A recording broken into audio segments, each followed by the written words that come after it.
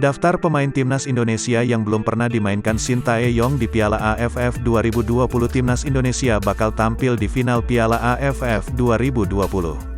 Hal tersebut tak lepas usai timnas Indonesia susah payah menang atas Singapura. Di final, timnas Indonesia bakal menanti pemenang antara Thailand atau Vietnam. Pertama, akselerasi dan tendangannya membuat kiper Hasan Suni menepis bola, yang berujung gol bunuh diri Sawal Anwar. Kemudian, Egy mencetak gol saat menemui bola liar di kotak 6 yard dalam situasi sepak pojok. Selain Egy, Ikadek Agung Witnyana juga mencatatkan penampilan perdananya di Piala AFF 2020. Gelandang Bali United itu menggantikan posisi Alveandra Dewangga pada menit ke-107.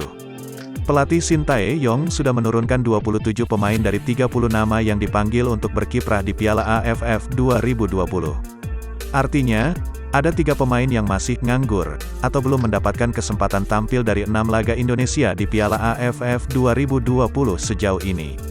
Mereka adalah Marco Sandi Merauje, bek kanan, Ahmad Agung Setiabudi, gelandang, dan Muhammad Riyandi, kiper.